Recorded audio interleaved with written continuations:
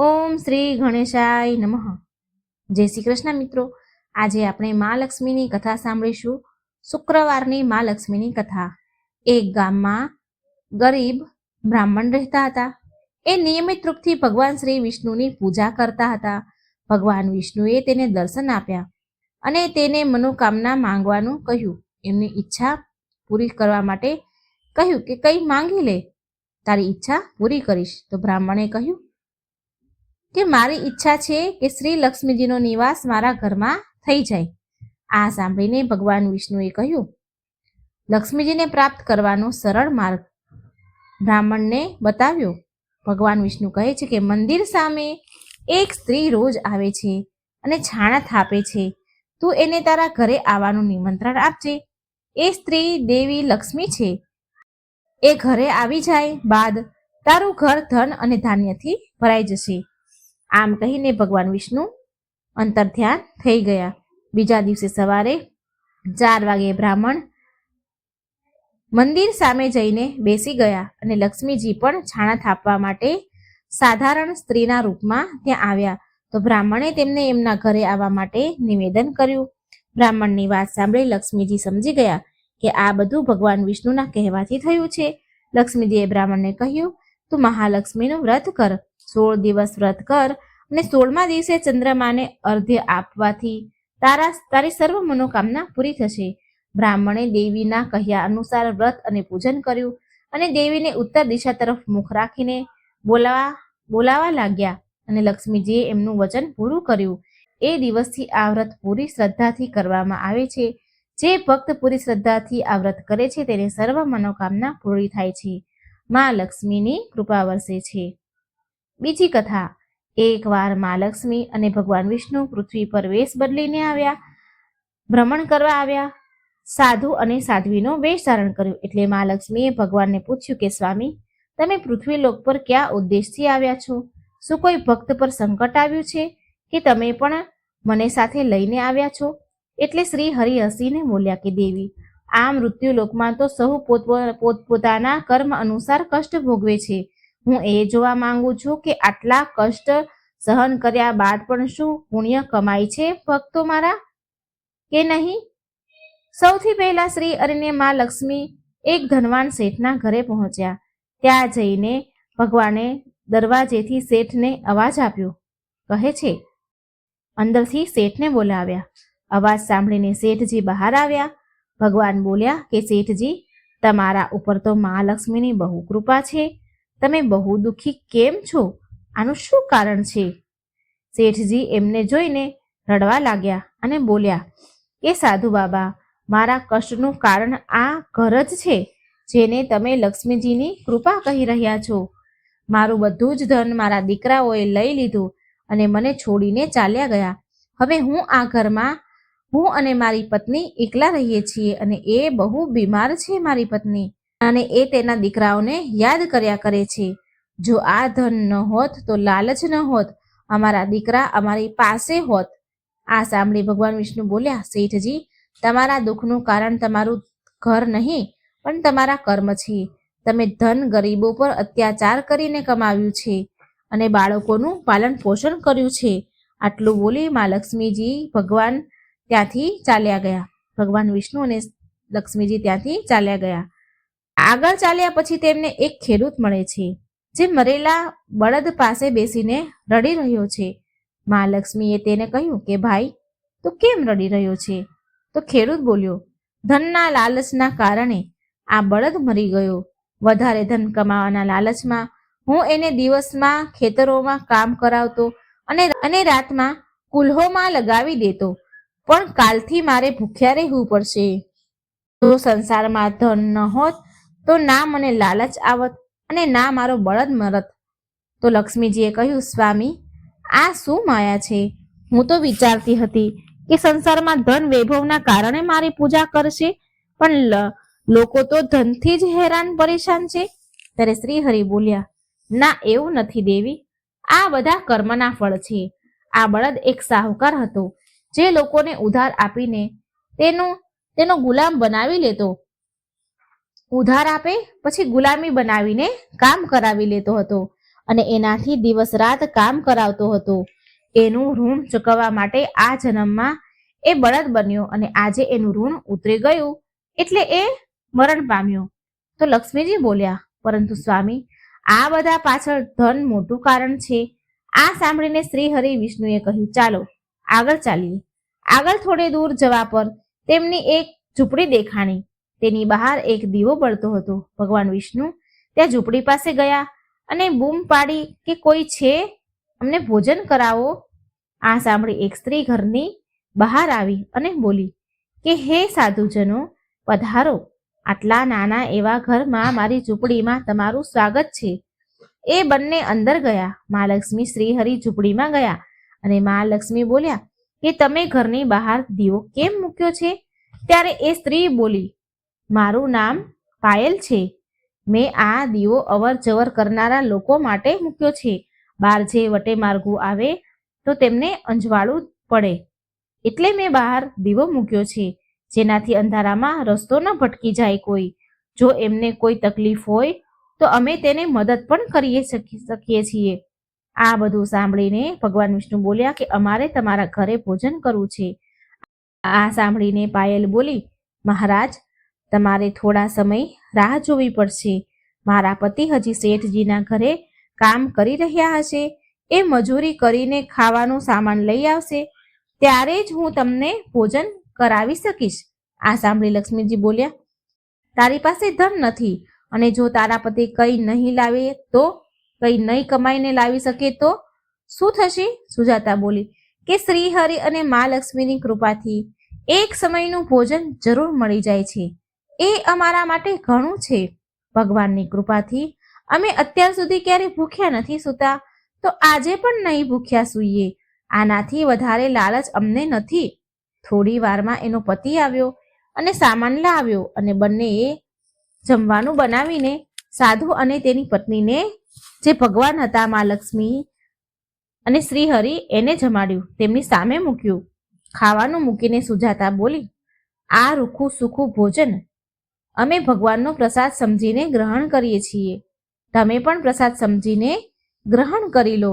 તમે પણ આને પ્રસાદ સમજીને જમો. આનાથી તમને સંતુષ્ટિ મળશે. ભગવાન વિષ્ણુ અને મા લક્ષ્મીએ ભોજન કર્યું. ભોજન કર્યા પછી લક્ષ્મીજી બોલ્યા કે અમે તો ભોજન કરી લીધું, પણ તમારા માટે કંઈ નથી વધ્યું. સુજાતા બોલી, નહીં, હજી એક ચોખાનો દાણો બચ્યો છે. એ જ અમારા માટે ઘણો છે. ભગવાનનો પ્રસાદ ચાખવા પણ મળી જાય તો પણ પરમ સૌભાગ્યની વાત છે. બંને પતિ પત્નીનું સમર્પણ જોઈને ભગવાન વિષ્ણુ અને મા લક્ષ્મી એના અસલ સ્વરૂપમાં આવી ગયા. શ્રી હરિ બોલ્યા કે સૌથી મોટું ફળ સંતોષ છે. ધન બધા માટે જરૂરી છે, પરંતુ લાલચમાં ફસાયેલો માણસ એ ધનનું પણ સુખ નથી ભોગવી શકતો. તમે બંનેએ આજે પોતે ભૂખ્યા રહીને અમને ભોજન કરાવ્યું છે. આજથી આ ઘરમાં અન્ન ધનના ભંડાર હંમેશા ભર્યા રહેશે. બંને પતિ પત્ની ભગવાનના મા લક્ષ્મીના ચરણોમાં પડી ગયા અને બોલ્યા, ભગવાન, જો તમારે કંઈ આપવું છે ને તો તમારી ભક્તિ આપો. ભગવાન વિષ્ણુ અને મા લક્ષ્મીએ તેને આશીર્વાદ આપ્યા અને અંતર્ધ્યાન થઈ ગયા. એ દિવસથી બંને પતિ પત્ની ભજન અને સત્સંગમાં બધો જ સમય વિતાવા લાગ્યા. જય શ્રી હરિ, જય મા લક્ષ્મી. મા લક્ષ્મીની બીજી કથા. એક સમયની વાત છે. એક શહેરમાં શીલા નામની સ્ત્રી રહેતી હતી. તેના પતિ સાથે રહેતી હતી. શીલા ધાર્મિક સ્વભાવની હતી અને ભગવાનની કૃપાથી એને જે કંઈ પ્રાપ્ત થતું હતું એને એમાં સંતોષ હતો. શહેરનું જીવન એ જરૂર જીવતી હતી, પણ શહેરના જીવનનો રંગ તેના પર ચડ્યો ન હતો. ભજન, કીર્તન, ભક્તિ ભાવ, પરોપકારનો ભાવ એનામાં હજી પણ હતો. એ અને એનો પતિ એની ગૃહસ્થીમાં ખુશ હતા. આડોશ પાડોશના લોકો તેના વખાણ પ્રશંસા કરતા હતા. જોત જોતામાં સમય બદલાયો અને તેનો પતિ કુસંગતનો શિકાર થઈ ગયો. એ અમીર બનવાનું સપનું જોવા લાગ્યો. વધારે ને વધારે ધન મેળવવાની લાલચમાં ખોટા રસ્તા પર ચાલી નીકળ્યો. જીવનના રસ્તા પર ભટકવાના કારણે તેની સ્થિતિ ભિખારી જેવી થઈ ગઈ. તેના ખરાબ મિત્રો સાથે રહેવાથી તે શરાબ, જુગાર અને નશાવાળા પદાર્થનું સેવન કરવા લાગ્યો. આ ખરાબ આદતોના કારણે તેને બધું જ ખોઈ દીધું. તેનું ઘર, તેના ઘરેણા બધું જ ખોઈ દીધું. તેની આવી સ્થિતિ જોઈને શીલા બહુ દુઃખી રહેવા લાગી, પરંતુ એ ભગવાન પર આસ્થા રાખતી હતી. ભગવાન પર વિશ્વાસ રાખવાવાળી સ્ત્રી હતી અને તેને ભગવાન પર પૂરો વિશ્વાસ હતો કે એક દિવસ બપોરના સમયે તેના ઘરનો દરવાજો કોઈએ ખખડાવ્યો. તો શીલા ઊભી થઈને દરવાજો ખોલવા ગઈ અને દરવાજો ખોલ્યો તો સામે પાડોશીના ડોશીમાં ઊભા હતા. માતાજીના ચહેરા પર એક વિશેષ તેજ હતું. સ્નેહની દેવી દેખાતા હતા. શીલાએ માજીને ઘરની અંદર લાવી અને બેસવા માટે કહ્યું. માજી બોલ્યા, કેમ શીલા, મને ઓળખતી નથી શું? દર શુક્રવારે લક્ષ્મીના મંદિરે ભજન કીર્તન સમયે હું ત્યાં આવું છું. છતાં પણ શીલા કંઈ સમજી ન શકી. પછી માજી બોલ્યા, શીલા, તું બહુ દિવસથી મંદિર કેમ નથી આવી? તું બહુ દિવસથી મંદિર મને દેખાઈ નહીં, તો હું તને જોવા આવી છું. માજીના અતિ પ્રેમ ભર્યા શબ્દથી શીલાનું હૃદય પીગળી ગયું. માજીના વ્યવહારથી શીલાને ઘણી શાંતિ મળી અને શીલાએ તે માજીને તેની બધી વાત કરી. બધું સાંભળીને માજી બોલ્યા, મહાલક્ષ્મી તો પ્રેમ અને કરુણાનો અવતાર છે.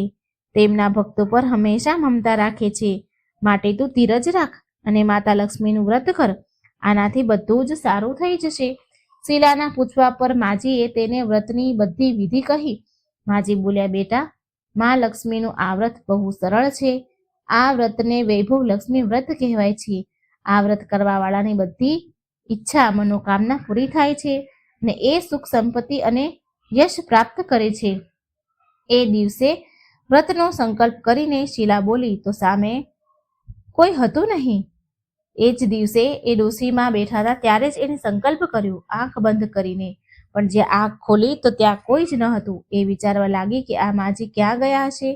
એ માજી બીજા કોઈ નહીં પણ માતા સાક્ષાત લક્ષ્મીજી હતા. બીજા દિવસે શુક્રવાર હતો. સવારે વહેલી ઉઠીને શીલાએ સ્નાન કર્યું, સ્વચ્છ વસ્ત્ર પહેરીને માજીના કહ્યા પ્રમાણે પૂરા મનથી વ્રત કર્યું અને પ્રસાદનો ભોગ લગાવ્યો. આ પ્રસાદ શીલાએ સૌથી પહેલા તેના પતિને ખવડાવ્યો. પ્રસાદ ખાતા જ તેના પતિના સ્વભાવમાં ફરક પડી ગયો. તેણે શીલાને મારઝૂડ ન કરી અને હેરાન પણ ન કરી. તેના મનમાં વૈભવ લક્ષ્મી વ્રત માટે શ્રદ્ધા વધી ગઈ. શીલાએ પૂરી શ્રદ્ધા અને ભક્તિથી 21 શુક્રવાર સુધીનું વ્રત કર્યું. વૈભવ લક્ષ્મીનું 21મા શુક્રવારે કહ્યા પ્રમાણે ઉદ્યાપન વિધિ કરી. 7 સ્ત્રીઓને વૈભવ લક્ષ્મી વ્રતની 7 પુસ્તકો ઉપહારમાં આપી. પછી માતા લક્ષ્મીના ધન લક્ષ્મી સ્વરૂપની છબીને વંદન કરીને માને મનમાં પ્રાર્થના કરવા લાગી. હે મા ધનલક્ષ્મી, મેં તમારું વૈભવ લક્ષ્મી વ્રત કર્યું છે.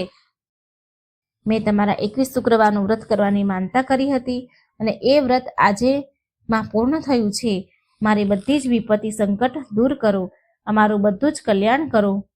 જેને સંતાન ન હોય તેને સંતાન આપો. સૌભાગ્યવતી સ્ત્રીને અખંડ સૌભાગ્ય આપો. કુંવારી દીકરીને મનપસંદ વર આપો. તમારું આ ચમત્કારી વૈભવ લક્ષ્મી વ્રત જે પણ સ્ત્રી કરે તેની બધી વિપત્તિ દૂર કરો.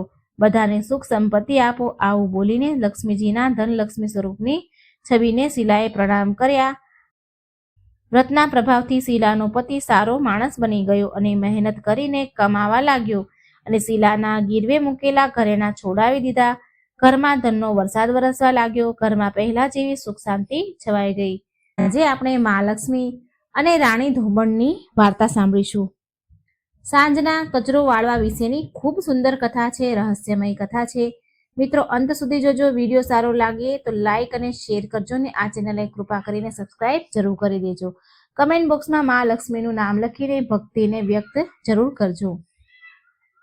આજે હું તમને એક વાર્તા કહેવા જઈ રહી છું. આપણા વડીલ કહે છે કે સાંજના 4 વાગે કચરો જરૂર વાળવો જોઈએ. એમનું કહેવાનું એકદમ સાચું છે અને હજી પણ જે કહે છે એ એકદમ સાચું જ છે. સાંજના 4 વાગે કચરો વાળવાથી ઘરની દરિદ્રતા જતી રહે છે. ઘરમાં સુખ સમૃદ્ધિનો ભંડાર ભરાય છે. મા લક્ષ્મી એના જ ઘરમાં નિવાસ કરે છે જ્યાં સ્વચ્છતા હોય છે, ઝાડા કરોળિયા નથી હોતા, જ્યાં દરિદ્રતા નથી રહેતી. જે સ્ત્રી વહેલી સવારે બ્રહ્મ મુહૂર્તમાં ઉઠીને કચરો વાળી સ્નાન કરીને રસોઈની સફાઈ કરે છે, રાતના એઠા વાસણ સાફ કરે છે, ત્યાં માં લક્ષ્મીનો સદા હંમેશા આશીર્વાદ રહે છે. એ ઘરમાં માતા લક્ષ્મી નિવાસ કરે છે. એ ઘરમાં બરકત દેવતાનો વાસ રહે છે. ત્યાં ક્યારેય નુકસાન નથી થતું. ત્યાં હંમેશા નફો જ થાય છે. સાંજના 4 વાગ્યાનો કચરો વાળવો કેમ જરૂરી છે? આની એક પૌરાણિક કથા છે, એ હું તમને કહેવા જઈ રહી છું. જય મહાલક્ષ્મી. એક ગામમાં એક ધોબણ રહેતી હતી. એનું નામ હતું રાણી ધોબણ. તેને 2 દીકરા અને 2 વહુ હતા. રાણી ધોબણના પતિનું મૃત્યુ બહુ પહેલા થઈ ગયું હતું. રાણી ધોબણનો નિયમ હતો કે એ દરેક ગુરુવાર અને અમાસના દિવસે ઘાટ પર કપડાં ધોવા ન જાય. એ દિવસે કપડાં ન ધોવે. એનું પૂરું જીવન લોકોના કપડાં ધોઈને જ નીકળ્યું છે. ગુરુવાર અને અમાસના દિવસે તે લોકોના કપડાં ધોતી ન હતી. બીજો નિયમ એ હતો કે ઘરમાં એ સાફ સફાઈ કરતી હતી. 4 રૂમનું મકાન હંમેશા ચમકતું રહેતું હતું. રાણી ધોબણે ક્યારેય ઘરમાં ઝાડા થવા દીધા ન હતા. એ રોજ સાંજ થતા પહેલા એ ઘરમાં કચરો વાળતી અને મુખ્ય મેન જે દરવાજો હોય ત્યાં સુધી કચરો વાળતી અને કહેતી હતી કે દરિદ્રતા ઘરેથી જાઓ અને સુખ સમૃદ્ધિ ઘરમાં આવો. એના આડોશી પાડોશી પણ સફાઈ વિશે રાણી ધોબણનું ઉદાહરણ આપતા હતા કે સફાઈ હોય તો રાણી ધોબણ જેવી. રાણી ધોબણે પૂરી ઉંમર ગામના શેઠ અને જમીનદારોના કપડાં ધોવામાં કાઢી નાખી. રાણી ધોબણના ઘરમાં કોઈ પણ વસ્તુની કમી ન હતી. વહુ, દીકરા પણ કપડાં ધોવાનું કામ જ કરતા હતા. એ પણ એની માતાની જેમ કપડાં ધોવાનું કામ શીખ્યા હતા. પણ હવે રાણી ધોબણની તો ઉંમર થઈ ગઈ હતી, એટલે કપડાં ધોવાનું કામ તેણે તેના દીકરાઓને સોંપી દીધું. એટલે એ ઘરે જ રહેતી હતી. પણ ઘરની સાફ સફાઈની પૂરી જવાબદારી રાણી ધોબણ જ રાખતી હતી. પૂરું કામ એ પોતે એની જવાબદારી રાખે. એક દિવસની વાત છે. રાણી ધોબણ બીમાર પડી ગઈ. એણે ખાટલો પકડી લીધો. 2-4 દિવસ તો વહુએ ઘરની સાફ સફાઈ સારી રીતે કરી, પણ જેમ જેમ દિવસ વીતવા લાગ્યા તેમ ઘરની સફાઈનું ધ્યાન દેવાનું બંધ કરી દીધું. આ બાજુ રાણી ધોબણ પથારીમાં રહીને ઘરની હાલત આવી જોઈને દુઃખી રહેવા લાગી. એક દિવસ એણે એના દીકરાને કહ્યું કે બેટા, વહુને કહો કે ઘરની સાફ સફાઈ પર ધ્યાન આપે, રોજ સવારે અને સાંજે કચરો વાળે, નહીં તો આપણા ઘરમાં દરિદ્રતા આવશે, ઘરમાં દરિદ્રતાનો વાસ થઈ જશે. પણ બંને દીકરાએ એક કાનથી સાંભળ્યું, બીજા કાને કાઢી નાખ્યું. રાણી ધોબણ પથારીમાં પડ્યા બળબડ્યા કરે, હે માં લક્ષ્મી, મેં પૂરું જીવન ઘરમાં સાફ સફાઈ રાખી છે, રોજ સવારે સાંજે કચરો વાળ્યો, અને એના કારણે તમે મારા ઘરે બિરાજમાન રહ્યા છો.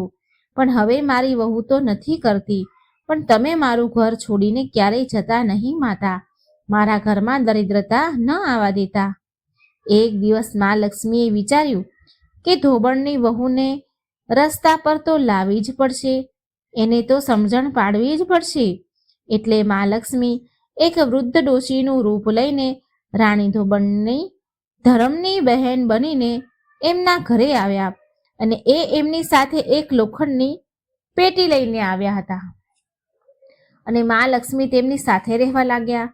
ત્યારે એક દિવસ બંને વહુએ ડોશી બનેલા લક્ષ્મીજીને પૂછ્યું, માસીજી, આ તમારી પેટીમાં શું છે?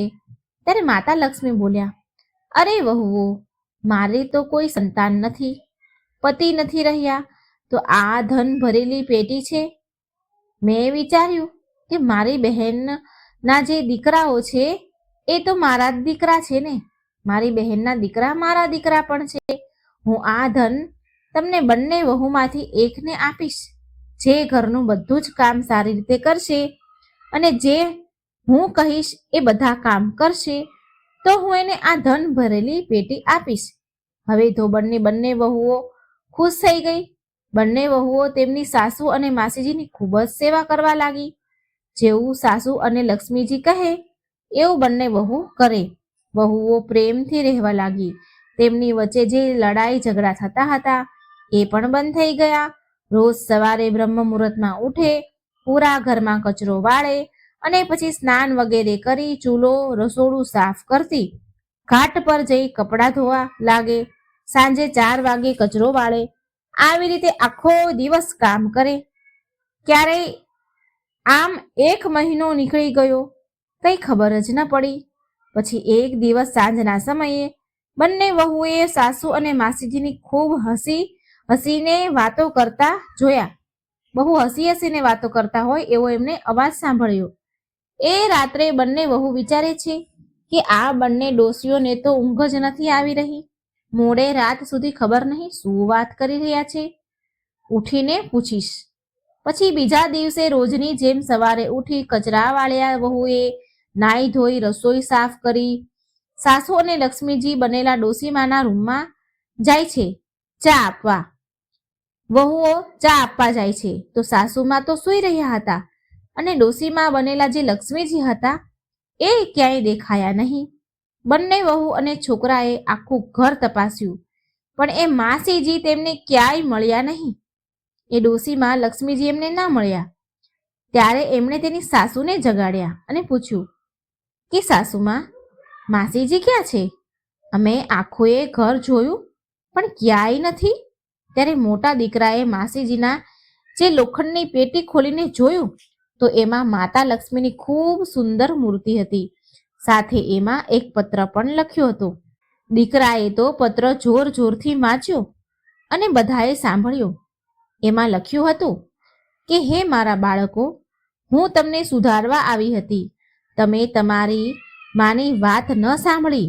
તમારી માએ ઘરમાં ક્યારેય ગંદકી નથી રાખી, એટલે એના જીવનમાં ક્યારેય દરિદ્રતા નથી આવી. તમારી માતાએ ક્યારેય જીવનમાં દરિદ્રતા નથી જોઈ. તમારી માં પથારીમાં રહીને દુઃખી થઈ રહી હતી. મનમાં ને મનમાં એ બોલતા હતા, મારી વહુઓ ઘરમાં કચરા પોતા નથી કરતી, સાંજનો કચરો નથી વાળતી, ઘરમાં દરિદ્રતાનો વાસ થઈ જશે તો. અને એ મને કહેતી હતી કે હે માં લક્ષ્મીજી, તમે મારા ઘરે દરિદ્રતાને ન આવવા દેતા. તમે સદા મારા ઘરમાં વાસ કરજો. માટે હું લક્ષ્મી પોતે તમને શિક્ષા આપવા માટે આવી હતી. તમને બધાને સબક મળી ગયો છે. આ સાંભળીને બધાની આંખોમાંથી તો આંસુ વહી રહ્યા હતા. જે દીકરો ચિઠ્ઠી વાંચતો હતો એ પણ ખૂબ જોરથી રડવા લાગ્યો. ત્યાર પછી વહુ અને દીકરાઓએ પોતાની માની માફી માંગી, ભૂલ સ્વીકારી. ત્યાર પછી માં લક્ષ્મી તેમના સાક્ષાત રૂપમાં પ્રગટ થયા. બધાએ માં લક્ષ્મીના ચરણ પકડી લીધા અને તેમની ભૂલની માફી માંગી. માતા લક્ષ્મી બોલ્યા, મારા બાળકો, મેં જે તમને શીખ આપી છે એ હંમેશા યાદ રાખજો.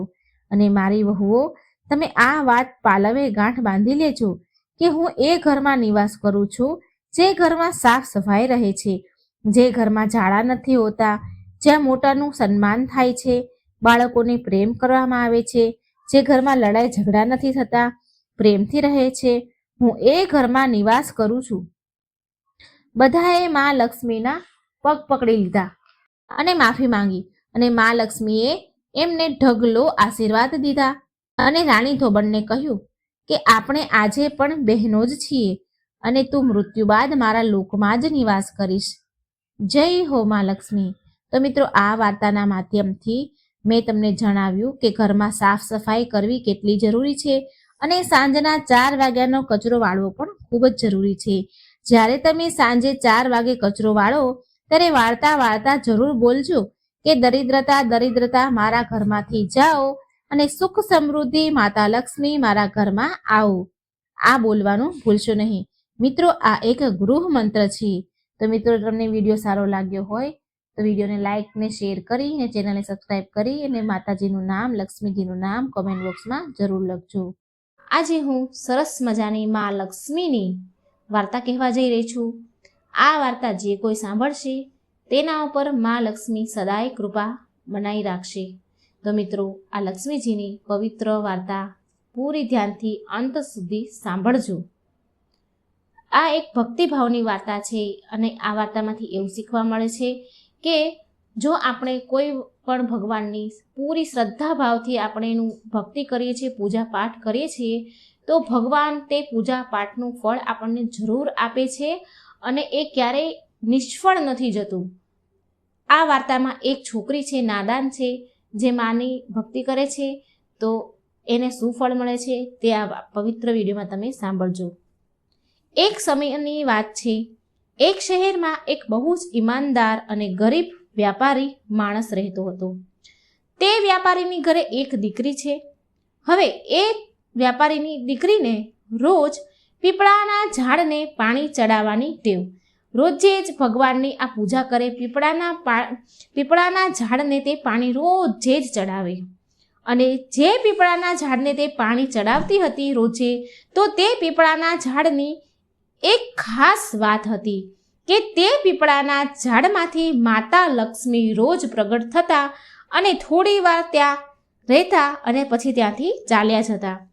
તો એક દિવસ જ્યારે તે છોકરી પીપળાના ઝાડને જળ ચડાવવા માટે આવી, તો તે સમયે પીપળાના ઝાડમાંથી માતા લક્ષ્મી પ્રગટ થયા અને લક્ષ્મી માતાએ એ છોકરીને પૂછ્યું કે શું તું મારી સખી સહેલી બનીશ, મારી મિત્ર બનીશ? પણ તે વેપારીની છોકરી નાદાન હતી. એટલે લક્ષ્મી માને કહે છે કે માં, હું પહેલાં મારા ઘરે જઈને મારા પિતાજીને પૂછી લઉં અને પછી હું તમને કહીશ. અને પછી તે વેપારીની છોકરી ઘરે આવે છે અને પછી તેના પિતાજીને આ વાત કહે છે કે પિતાજી, જ્યારે હું પીપળાના ઝાડને પાણી ચડાવી રહી હતી, તો તેમાંથી માં લક્ષ્મી પ્રગટ થયા અને માતા લક્ષ્મીએ મને કહ્યું કે શું તું મારી સખી સહેલી બનીશ, મારી મિત્ર બનીશ? તો મારે શું કરવું જોઈએ પિતાજી? તો મેં તેમને એવું કહ્યું માતાજીને કે હું મારા પિતાજીને પૂછીને આવું, પછી હું તમને કહીશ. તો પિતાજી મને કહો, મારે શું કરવું જોઈએ? આ સાંભળી વેપારી તેના પિતાજી ખૂબ ખુશ થયા અને બોલ્યા કે સ્વયં લક્ષ્મી માતાએ તને સખી બનાવવાનું કહ્યું? અરે દીકરી, આનાથી મોટું સૌભાગ્ય બીજું શું હોય કે માતા લક્ષ્મી તને સહેલી બનાવવા માંગે છે? બેટા, જા તું માતાજીને જઈને હા કહે છે કે હું તમારી સખી સહેલી બનીશ. અને બીજા દિવસે તે છોકરી પીપળાના ઝાડને પાણી ચડાવવા માટે જાય છે. અને જ્યારે તે પાણી ચડાવવા ગઈ ત્યારે ફરીથી મા લક્ષ્મી તે પીપળાના ઝાડમાંથી પ્રગટ થયા. અને ફરીને મા લક્ષ્મીએ તે વ્યાપારીની દીકરીને પૂછ્યું કે બેટા, તું મારી સખી સહેલી બનીશ? ત્યાર પછી તે વ્યાપારીની દીકરી બોલી, હા મા લક્ષ્મી, હું તમારી સહેલી જરૂર બનીશ. લક્ષ્મી માતા અને તે વેપારીની છોકરી હવે સહેલી બની ગયા, બહેનપણીઓ બની ગયા. થોડા સમય બંનેને સાથે વીત્યો. રોજ જે આ પાણી ચડાવવા જાય, માતાજી તેમાંથી પ્રગટ થાય અને રોજ જે બંને વાતો કરે અને બંને પાક્કી સહેલી બની ગઈ. એક દિવસ જ્યારે વ્યાપારીની છોકરી જળ ચડાવવા માટે ગઈ, તો ત્યારે લક્ષ્મી માતાએ વ્યાપારીની છોકરીને પૂછ્યું કે તું મારા ઘરે ભોજન કરવા માટે આવજે. હવે આ માતા લક્ષ્મી અને દીકરી એટલી બધી મિત્રતા બંને વચ્ચે બની ગઈ, ગાઢ મિત્રતા બની ગઈ. એટલે માતા લક્ષ્મીએ તેને ભોજન કરવા માટે તેના ઘરે આમંત્રિત કરી. હવે આ વાત તે છોકરીએ ઘરે જઈને તેના પિતાજીને કહ્યું. માતા લક્ષ્મી મને ઘરે બોલાવે છે જમવા માટે, તે તેના પિતાજીને કહે છે. શું લક્ષ્મી માતા ઘરે જમવા માટે, લક્ષ્મી માતાના ઘરે જમવા માટે હું જઈ શકું ખરી પિતાજી? તેના પિતાજીની તે આજ્ઞા લે છે.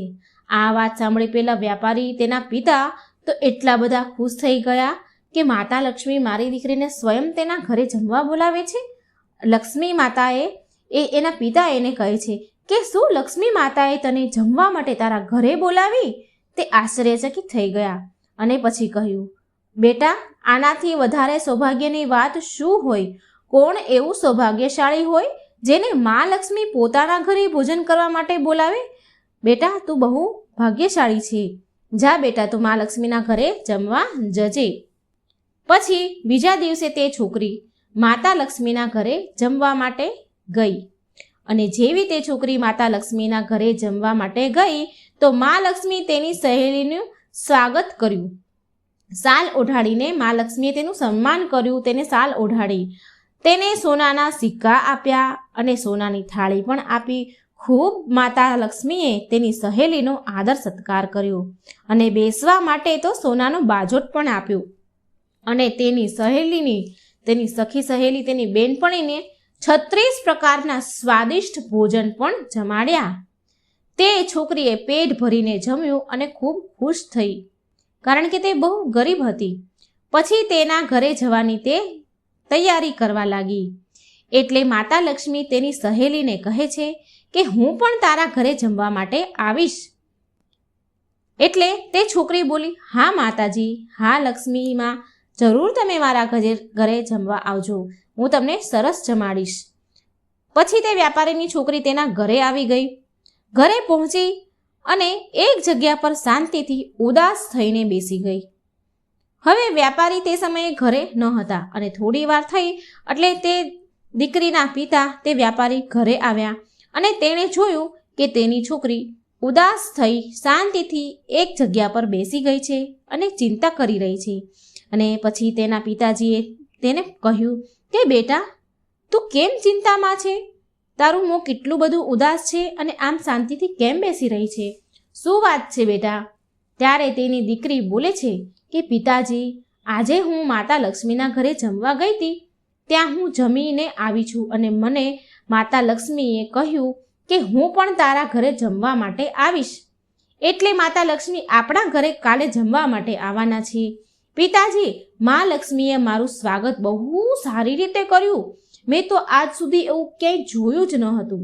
મને સોનાના સિક્કા આપ્યા, સોનાની થાળી આપી અને સોનાનો બાજોટ પણ મને બેસવા માટે આપ્યો અને મને 36 પ્રકારના સ્વાદિષ્ટ ભોજન જમાડ્યા મા લક્ષ્મીએ. ખૂબ આદર સત્કાર અને મારું સન્માન કર્યું મા લક્ષ્મીએ. પણ પિતાજી, મને એ વાતની ચિંતા થાય છે કે હું માતા લક્ષ્મીને શું જમાડીશ? આપણી પાસે તો કંઈ પણ નથી. આપણે કેટલા બધા ગરીબ છીએ. માતાને સારું બનાવીને કેવી રીતે ખવડાવીશ? સારું બનાવીને ખવડાવવા માટે આપણી પાસે અને આપણે તેને આપવા માટે આપણી પાસે કંઈ જ નથી. કોઈ સિક્કા, કોઈ સોનું કે કંઈ જ પણ માતાજીને આપણે આપવા માટે આપણી પાસે નથી. ત્યારે વ્યાપારીએ તેની દીકરીને કહ્યું કે બેટા, તું ચિંતા ના કર. તું આપણા ઘરને છાણથી સારી રીતે પૂરા ઘરને લીપી નાખજે અને ખાસ કરીને પૂરા ઘરની સારી રીતે સાફ સફાઈ કરી નાખજે અને પછી એક દીવો પ્રગટાવજે જે ચારેય તરફથી પ્રગટતો હોય, ચારેય તરફથી એક દીવો જગતો હોય તેવો દીવો પ્રગટાવજે અને તે દીવો લક્ષ્મી માતાનું નામ લઈને પ્રગટાવજે અને એ દીવાને ચૂલા પાસે લઈને બેસી જજે.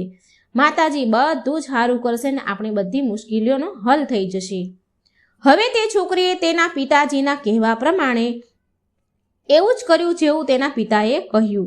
તે છોકરીએ પૂરા ઘરની સરસ સાફ સફાઈ કરી, પૂરા ઘરને છાણથી લીપી દીધું અને દીવો પ્રગટાવ્યો અને માતા લક્ષ્મીના નામનો દીવો હાથમાં લઈ અને એક હાથમાં લાડવો લઈ અને રસોઈના ચૂલા પાસે બેસી ગઈ. ચૂલો બહાર આંગણામાં ફળિયામાં હતો એટલે એ દીવો લઈ અને તે ચૂલા પાસે બેસી ગઈ. બન્યું એવું કે ત્યારે અચાનક એક જગ્યા પર એક રાણી નદી પાસે સ્નાન કરી રહી હતી. તેણે તેના ઘરેણા નદીના કિનારે મૂક્યા અને તે નદીમાં નહાવા માટે, સ્નાન કરવા માટે ચાલી ગઈ. તો ત્યાં જે સોનાનો હાર હતો તે બહુ કિંમતી હતો. તે હારને ત્યાંથી એક ચીલે ઉઠાવી લીધો અને તે હાર ઉઠાવીને મોંમાં લઈને જઈ રહ્યો હતો. જ્યારે તે ચીલ હાર લઈને ઉડી રહ્યો હતો તો તેની નજર આ વ્યાપારીની છોકરી પર પડી અને તેના હાથમાં એક લાડવો હતો. ચીલ ભૂખ્યો હતો એટલે તે ચીલ હાર ત્યાં નીચે મૂકી અને છોકરીના હાથમાંથી લાડવો છીનવીને લઈ ગયો અને ઉડી ગયો. વ્યાપારીની છોકરી સોનાનો હાર જોઈને તે બહુ પ્રસન્ન થઈ ગઈ અને તે હાર લઈને તે છોકરી બજારમાં ગઈ. બજારમાં જઈ એક સોનાની દુકાનમાં ગઈ અને સોનીને તે સોનાનો હાર આપ્યો અને સોનીએ તે હારના બદલામાં પૈસા આપ્યા તે છોકરીને. હવે તે છોકરીએ તે પૈસાથી 36 પ્રકારના ભોજન બનાવી શકે અને તે પૈસાથી તે છોકરીએ સોનાના સિક્કા અને સોનાની થાળી ખરીદી લીધી મા લક્ષ્મીને આપવા માટે. અને આ બધું જ લઈને તે પાછી તેના ઘરે આવી ગઈ. ઘરે આવીને તેણે મા લક્ષ્મી માટે સરસ મજાના સ્વાદિષ્ટ 36 પ્રકારના ભોજન બનાવ્યા. વ્યાપારીની છોકરીએ પછી ગણપતિ દાદાને બોલાવ્યા અને કહ્યું કે તમે મા લક્ષ્મીને લઈને આવો. બધી જ તૈયારી થઈ ગઈ છે. મેં સરસ મજાનું જમવાનું પણ બનાવી દીધું છે. પછી ગણપતિ દાદા માતા લક્ષ્મીને લેવા ગયા અને લઈને પછી તેમના ઘરે આવ્યા. પછી એ છોકરીએ, વ્યાપારીની દીકરીએ માતા લક્ષ્મીનું બહુ જ સારી રીતે સ્વાગત કર્યું. સાચા હૃદયથી, ભાવથી તેણે માતાનું સ્વાગત કર્યું અને માતા લક્ષ્મીને બેસવા માટે સોનાનો બાજોટ પણ આપ્યો. અને તે છોકરી બોલી, મારા પ્રિય મા લક્ષ્મી, મારા સહેલી, તમે આ બાજોટ પર બેસો. માતા લક્ષ્મીએ તેની સહેલીને કહ્યું કે હું આજ સુધી કોઈના પણ ઘરમાં બાજોટ ઉપર નથી બેઠી. તે છોકરીએ જીદ કરી અને બોલી કે તમારે આજે તો મારા ઘરે બાજોટ પર બેસવું જ પડશે. માતા લક્ષ્મી તેની સહેલીની વાત માને છે અને બાજોટ પર બેસી ગયા. અને પછી વ્યાપારીની છોકરીએ માતા લક્ષ્મીને 36 જાતના સ્વાદિષ્ટ ભોજન જમાડ્યા. અને જેવી રીતે માતા લક્ષ્મીએ તેના ઘરે તેનું સ્વાગત કર્યું હતું તેવી જ રીતે એ છોકરીએ માતા લક્ષ્મીનું સ્વાગત કર્યું. અને જેવું મા લક્ષ્મીએ સ્વાદિષ્ટ ભોજન 36 પ્રકારના ભોજન જમાડ્યા હતા, ઠીક એવી જ રીતે આ છોકરીએ પણ, માતા લક્ષ્મીની સહેલીએ પણ માતાજીને 36 પ્રકારના સ્વાદિષ્ટ ભોજન જમાડ્યા. અને જેવું જેવું માતા લક્ષ્મીએ કર્યું એવું જ તે છોકરીએ પણ કર્યું.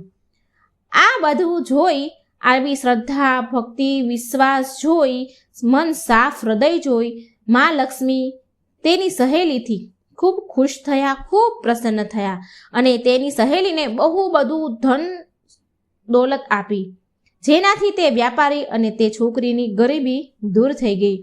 તે લોકોએ તેનું જીવન ખૂબ ખુશીથી વિતાવ્યું. તો મિત્રો, આ હતી લક્ષ્મીમાની વાર્તા.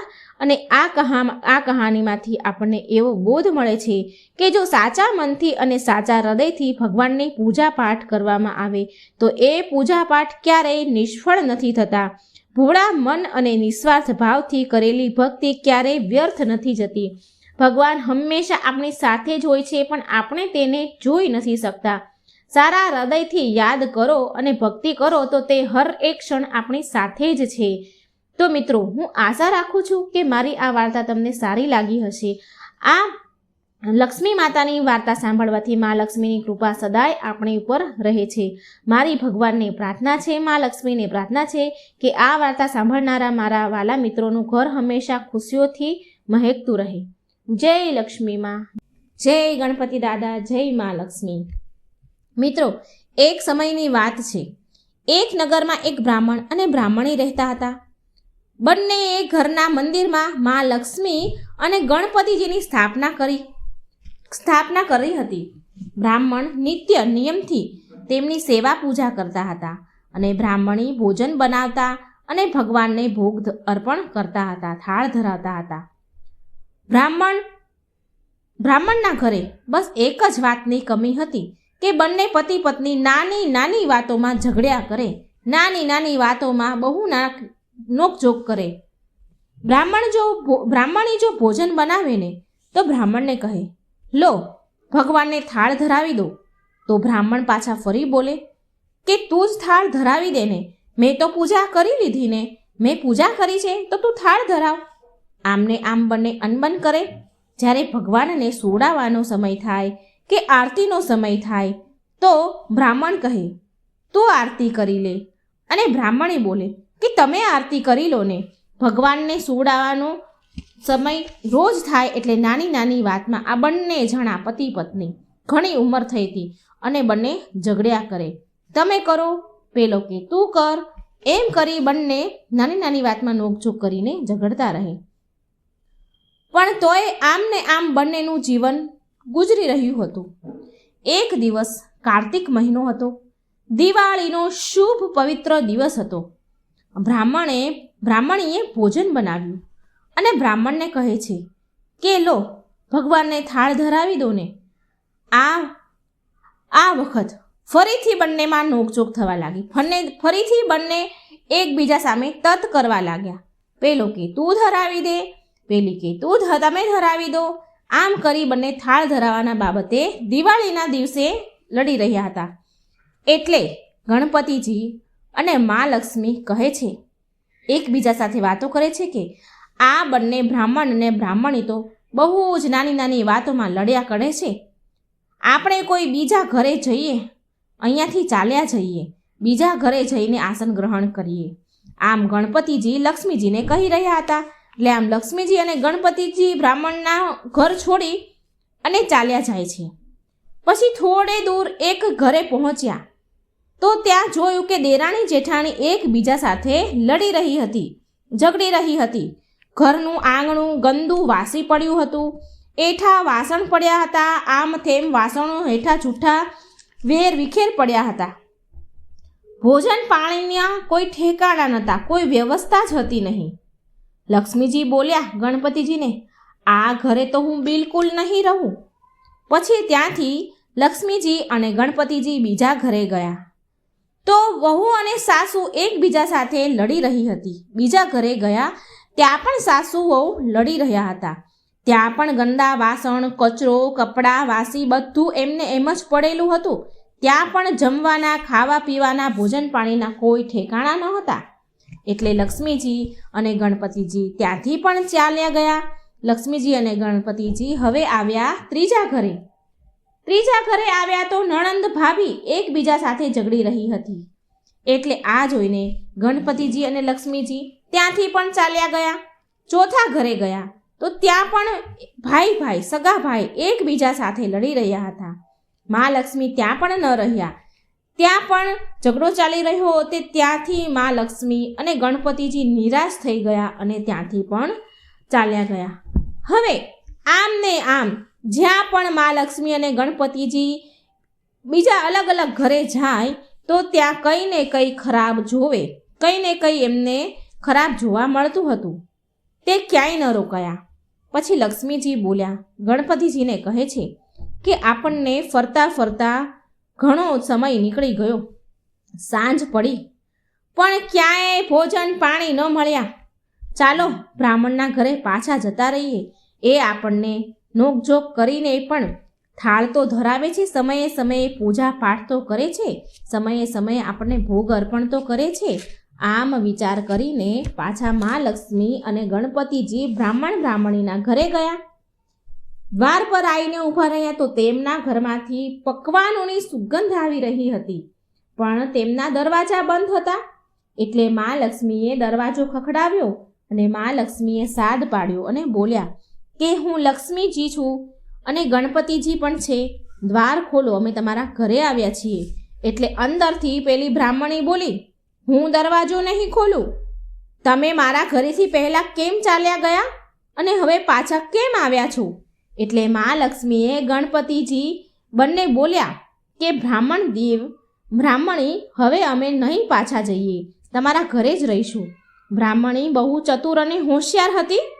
બોલી કે હું તમારી વાત ન માનું. તમે ફરીથી મારા ઘરે ચાલ્યા જાઓ તો પહેલાં મને વચન આપો, તો જ હું તમને અંદર આવવા દઈશ, તો જ હું દ્વાર ખોલીશ. લક્ષ્મીજી બોલ્યા કે માંગ, તારે શું જોઈએ છે, તું માંગી લે. એટલે બ્રાહ્મણી બોલી, અન્ન દો, ધન દો, દૂધ દહીં ભંડાર દો, પુત્રનું પાલન આપો, સોનાનો અખાડો આપો, કુળ વધુ આપો, હાથી ઘોડા આપો, લાવ લશ્કર આપો. 12 વર્ષની મારી કાયા થઈ જાય, 12 વર્ષની મારા પતિ બ્રાહ્મણની કાયા થઈ જાય, આવું વચન આપો તો હું દ્વાર ખોલું. લક્ષ્મીજી બોલ્યા કે જા બ્રાહ્મણી, મેં તને વરદાન આપ્યું, તને આ બધું જ મળશે, જે તે માંગ્યું એ બધું તને પ્રાપ્ત થશે. પછી બ્રાહ્મણીએ દરવાજા ખોલ્યા.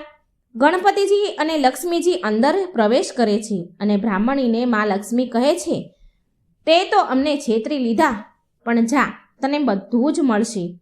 પણ તારે એક વાતનું હંમેશા ધ્યાન રાખવું પડશે. યાદ રાખજો મિત્રો, સાંભળજો. અહીં મા લક્ષ્મી એ બ્રાહ્મણીને કહે છે કે એક વાતનું તારે હંમેશા ધ્યાન રાખવું પડશે કે આજના દિવસે એટલે કે દિવાળીની રાત્રે તારા આંગણામાં ચોક પૂરીને ચૌમુખી દીવો એટલે 4 દિવસનો જે આપણે દીવો કરીએ છીએ ચૌમુખી દીવો આખી રાત તારા આંગણામાં પ્રગટાવજે.